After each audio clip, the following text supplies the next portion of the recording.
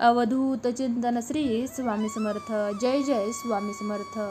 मंगळवारी संकष्टी चतुर्थी अंगारकी विशेष का मानली जाते पहा. विविध मान्यता, महात्म्य, कथा. जून महिन्यात कधी आहे अंगारकी संकष्टी चतुर्थी जाणून घ्या. महत्त्व आणि काही मान्यता. गणपती बाप्पा हे आबालवृद्धांचे आराध्य दैवत. तो समरांगणात अग्रस्थानी लढणारा, आनंदाच्या प्रसंगी मनसोक्त नाचणारा, गोडधोड आवडीने खाणारा, शिक्षणाची आवड आणि आस्था बाळगणारा असा सर्वांना आदर्श वाटणारा असा देव आहे. गणेश व्रतामध्ये संकष्टी चतुर्थीचे व्रत सर्वोच्च आणि सर्वश्रेष्ठ मानले जाते. संकष्ट चतुर्थी हे व्रत कोणीही करू शकते. हे व्रत आचरल्यामुळे विघ्नहर्ता बाप्पा लवकरच शुभफल देतो अशी मान्यता आहे. संकष्ट चतुर्थी मंगळवारी आली की तिला अंगारकी म्हणण्याची प्रथा आहे. विनायक चतुर्थी मंगळवारी आली की तिला अंगारक योग असलेली चतुर्थी म्हणतात. जून महिन्यातील ज्येष्ठ वद्य चतुर्थी मंगळवारी आल्याने ही संकष्ट चतुर्थी अंगारकी संकष्ट चतुर्थी म्हणून साजरी होत आहे. अंगारकी संकष्टी चतुर्थी विशेष का मानली जाते? अंगारक संकष्ट चतुर्थी या दिवसाचे महत्त्व, महात्म्य आणि काही मान्यता जाणून घेऊया. 25 जून 2024 रोजी अंगारक संकष्ट चतुर्थी आहे. अंगारक म्हणजेच मंगळ. या दिवशी येणारी अंगारकी संकष्टी चतुर्थी ही विशेष पुण्यप्रद मानली जाते.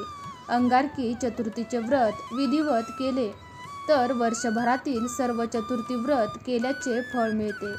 शिवाय मंगळ ग्रहाची आणि खुद्द गणरायाची आपल्यावर कृपादृष्टी होते अशी भाविकांची श्रद्धा आहे.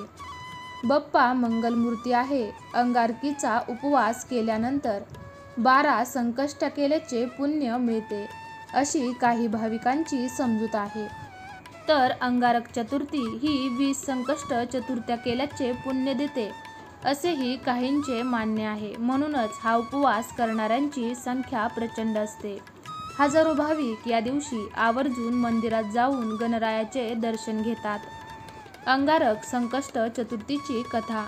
अंगारकी संकष्टी चतुर्थी हा योग वारंवार येत नाही. मंगळवारी संकष्टी चतुर्थी आली की अंगारक योग जुळून येतो. याबाबत मृदाल पुराणात एक कथा सांगितली जाते. तसेच गणेश पुराणातही याबाबत संदर्भ आढळून येतात. असे सांगितले जाते, अंगारक म्हणजेच मंगळ ग्रह जो निखाऱ्यासारखा लालभडक दिसतो. त्याने भारद्वाज ऋषींकडून गणेश मंत्र घेतला आणि गणरायाची उपासना केली. त्याच्या उपासनेवर प्रसन्न होऊन बाप्पाने त्याला आशीर्वाद दिला की माझ्या जन्माची तिथी चतुर्थी होते म्हणून मंगळवारी येणारी कृष्ण पक्षातील चतुर्थी तुझ्या नावाने अर्थात अंगारकी चतुर्थी म्हणून ओळखली जाईल. अमंगळ समजल्या जाणाऱ्या मंगळ ग्रहाला ज्या वरदविनायकाने पावन केले त्या विनायकाने आपलाही उद्धार करावा या हेतूने अंगारकी चतुर्थीचे व्रत केले जाते. मंगळाची धास्ती न बाळगता आपलेही जीवन मंगलमय व्हावे अशी प्रार्थना या अंगारकी चतुर्थीच्या निमित्ताने करता येईल. अंगारकी संकष्टी चतुर्थीची मान्यता. या कथेनुसार अंगारकी चतुर्थीचे व्रत केल्यास कोणतेही संकट येत नाही अथवा संकट आल्यास त्याचे निवारण होते अशी मान्यता आहे. गणेशाने मंगळाला वर दिला आणि तुझ्या नावाची ही चतुर्थी लोकांचे कल्याण करणारी होईल असा वर दिला. तेव्हापासून अंगारकी चतुर्थी या दिवसाला विशेष महत्त्व प्राप्त झाले असे मानले जाते. संकष्ट चतुर्थीचे व्रत फार प्राचीन आहे. हजारो वर्ष हे व्रत भारतवर्षात निष्ठेने पाळले जाते. यातूनच या व्रताची थोरवी दिसून येते. संकष्ट चतुर्थीचे व्रत इच्छापूर्तीच्या उद्देशाने केले जाते. मनोभावे हे व्रत केले असता गणरायाची कृपादृष्टी लाभून इच्छापूर्ती होते असा भाविकांचा अनुभव आहे.